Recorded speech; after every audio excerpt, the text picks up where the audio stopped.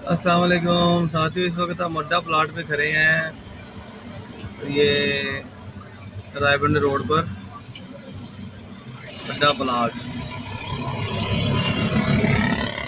ये माशाल्लाह ताला चलता रोड है जनाब, बहुत बड़ा।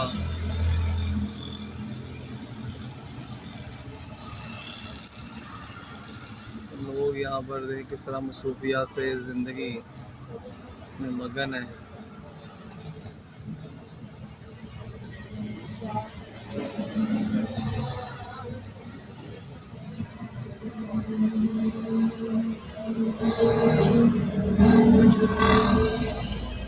पीएसओ का पंप है साथ।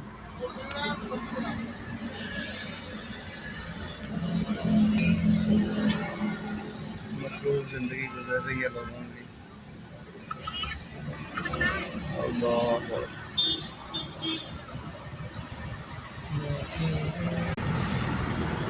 अड्डा प्लाट के साथ ये दुकानें हैं जी।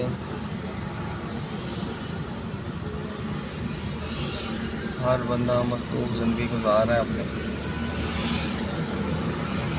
बस यार, ये ज़िंदगी जो है ना, ये हमारी एक धोखा है। दुनिया हमारी मंजिल नहीं है, मगर हम लोग इसको सर तोड़ कोशिश कर रहे हैं मंजिल बनाने की।